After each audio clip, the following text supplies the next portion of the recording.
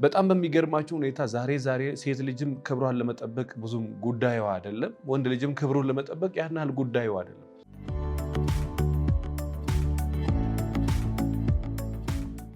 ሴት ልጅም ከ15 ዓመት ጀምሮ ለሆነ ነገር የሆነ ፊሊንግ ይኖራታል።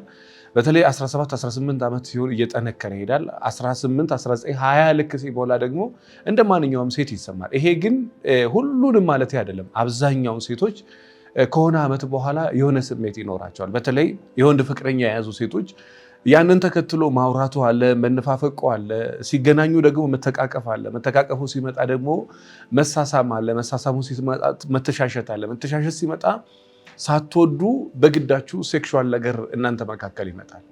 እኔ በጣም የማደንቃቸው ወጣቶች ሆነው 5 ዓመት ሙሉ ዊዛውት ሴክስ አብረው ኖሮ ከ5 ዓመት በኋላ የተጋቡ በጣም የሚገራርሙ ማደንቃቸው የደነገጥኩባቸው ወጣቶች አሉ። በዛው መጠን ደግሞ በጣም በሚያስደነግጣችሁ ሁኔታ ኦርቶዶክስ ሆኖ በቤተክርስቲያን፣ በሙስሊም ሆኖ በእስልምና፣ ፕሮቴስታንት ሆኖ በቸርች ላይ የሚታወቁ በቃ እነዚህ እንኳን አትሊስት ክብራቸውን ጠብቀው ራሳቸውን ገዝተው በተክሊል ያገባሉ፣ በቸርች ያገባሉ፣ በመስጊድ ያገባሉ፣ ከነ ክብሯ ታገባለች ተብላ ስትጠበቅ ክብሯን አታ በጣም ዋጋ ከፍላ ታውቃለች። ሰውም ደንግጦ ያውቃል። በነገራችን ላይ የእኛን ክብር መጠበቅ ትርፉ ለኛ ብቻ እንዳይመስላችሁ። አንድ ሴት ክብሯን ስትጠብቅ የእሷ ክብር የቤተሰቦቿ ክብር ነው።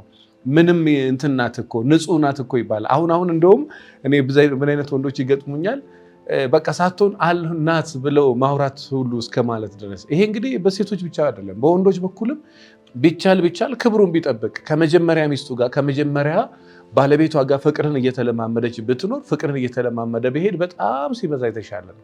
ለምን መሰላችሁ? እንግዲህ ኢሞሽናሊ ሴክስ ማድረግ በስሜት ያን ነገር ማድረግ ብቻ አይደለም፣ በአይምሮ ጭምር መበላሸትም አለ። ከጋብቻ በፊት የሆነ ነገር ስታደርጉ በስሜትም በአይምሮም በሰውነትም ነው የምትበላሹት። ሴት ልጅም ከጋብቻ በፊት የሆነ ነገር ስታደርግ በስሜትም በአይምሮም በሰውነትም በሁለቱ ነው የምትበላሸው። በራሱ ኃጢአት በራሱ ነውርም እንዳለ ሆኖ በሰውነትም በስሜትም በአእምሮም ትበላሻለች። ወንድ ሆኖ በጣም በሴክስ ላይ እንደኖረ በቃ ስሜቱ ሰውነቱ ብዙ ነገሩ በሴክሹዋል ነገር የሞተ እንደሆነ ለረጅም ዓመት የሆነ ቦታ ላይ ተጎድቶ የመጣ እንደሆነ ሴቶች ራሱ ፊል ያደርጉታል። በጣም በሚያስደነግጣቸው ሁኔታ ወንድ ሆኖ ሴክስ ላይ በጣም የተጎዳ በጣም ሴክስ ላይ የኖረ ራሱ ሰውነቱን ብልቱን የገደለ ሰው እንደሆነ ሴቶች ራሱ ዛሬ እየተናገሩ ነው ካገቡ በኋላ። አሁን ላይ ምንም ላይ ይታወቅባቸው ይችላል። ወንድም ሆኖ ክብሩን ጠብቆ ራሱን ሰብስበው የሚኖሩ ነገ እኔ ምን አይነት ሰው ገጠመ ይመስላችሁ? በጣም ወጣት ነው፣ በጣም የሚገርም ሰው ነው፣ ስራ ላይ የሰራ ጥሩ ደረጃ ያለ ሰው ነው እና ላለፉት 9 ዓመታት ከብዙ አይነት ሴቶች ጋራ እዚህ ሲል የነበረ ሰው ነው እና አጋጣሚ በጣም የምትገርም በጣም ጨዋ በጣም ስነስርዓት ያላት ከትልቅ ሰው ቤተሰብ የወጣች ሴት ያገኝና ያችን ሴት ሽማግሌ ይልክባታል። ቤተሰቦቿ ብዙ አይነት ጓደኛ ያለው እንዲህ አይነት ወሬ ሲሰማ የምርመራ ወረቀት እንዲያመጣ ነገሬው። የምን ምርመራ? HIV ምርመራ ወረቀት ያምጣ፣ መመርመር አለበት አለ። እሷም ደነገጠች። ይህን ነገር አልጠየቀችው። መሳሳም ጀምረዋል። ምን ጀምረዋል?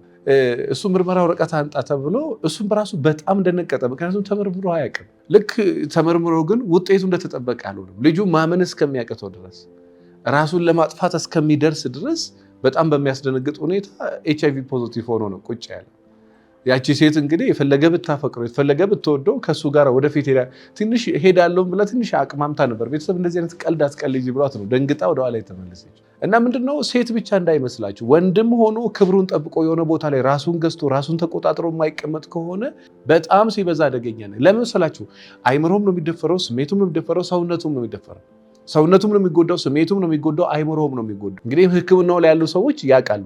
ረጅም ዓመት ሴክስ ላይ በሆነ ነገር የኖረ ከተለያየ ሰው ጋር የኖረ ሰው እና ክብሩን ጠብቆ የተቀመጠ ሰው በታሪክ አንድ ሊሆን አይችልም። አንዳንድ ሰዎች አንድ ሰው ብቻ ያውቃሉ፣ ከበዛ 2 ሰዎች ያውቃሉ። አንዳንድ ሰዎች 1000 ሰው ነው የሚያውቁት ከሴቱም ከወንድም በኩል። ያ ደግሞ በስሜት መደፈርን በአይምሮም በሰውነትም በሁሉ ነገር መውደቅን ያመጣል። ከዛ በኋላ ባልቤት ገብተን ስንኖር እያደር የሚታወቁብን ነገሮች አሉ። እኔ ምንድነው የምትመክረን ብላችሁ ብትሉ ወጣቶች ከሆናችሁ በተቻለ በተለይ ያልተነካካች ሴት ከሆንሽ ክብርሽን ጠብቂ። በምንም ሂሳብ ድንግል የሆነች ሴትና ድንግል ያልሆነች ሴት አንድ ሚዛን ላይ ሊቀመጡ አይችልም። በታሪክ አንዳንድ ሴቶች ድንግል ይመስላሉ ግን ድንግል አይደሉም። አንዳንዶቹ አይደሉም።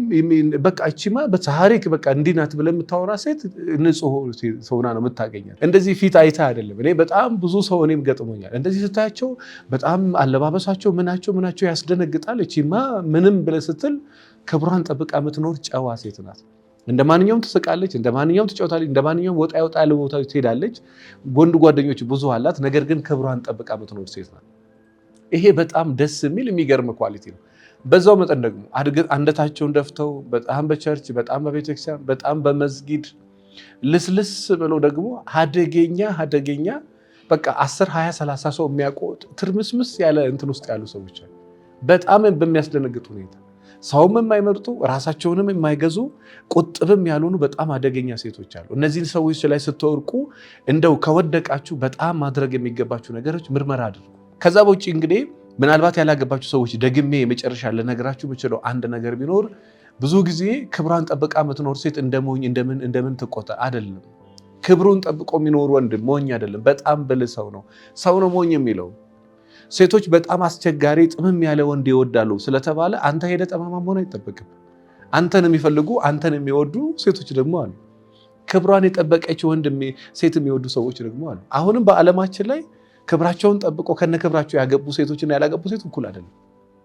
ክብራቸውን ጠብቀው ያገቡ ሴቶች በጣም ተወዳጅ ናቸው፣ በጣም ተፈቃሪ ናቸው። ምንም ጥያቄ የለው።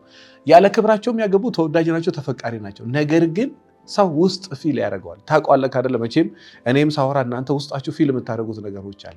ስለዚህ ነጥቤ ምንድነው? በተቻላችሁ መጠን ወንዶችም ከሆናችሁ ትንሽ ቆጥቡ ነው። ራሳችሁን ካልገዛችሁ ራሳችሁን የማትፈልጉት ነገር ውስጥ ልታገኙ ትችላላችሁ። በበሽታ ሊሆን ይችላል፣ በሰውነት ሞራል በማጣት ሊሆን ይችላል። ከብዙ አይነት ሴት ጋር የተኛ ሰው ከአንድ ሰው ጋር መኖር ይቸገራል።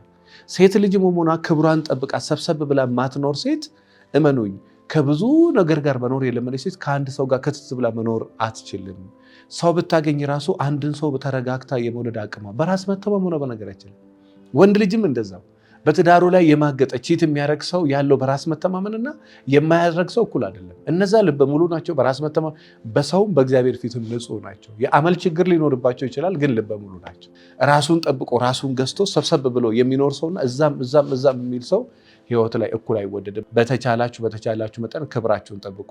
አንዴ እንደተነካካችሁ ካወቀ የመጣ ሰው ሁሉ ሴክስ ይጠይቃል፣ አለማድረጋት ይጠይቃል፣ አለማድረግ። ክብሯን ጠብቃ ያለችን ሴት ማን ደፍሮ ይጠይቃታል? አልፈልግም ካለች ማን ደፍሮ ይጠይቃል? ማንም አይጠይቃት። ይሄን ሴቶቹ ራሱ ያውቁታል። ወንድ ልጅም ሆነ 30 ቦታ የምትሄድ ከሆነ ራስን የማትገዛው ከሆነ የማትፈልገው ነገር ላይ ራስን ልታገኙ ትችላለህ። አደገኛ ሱስ ደግሞ የዝሙት ሱስ ነው።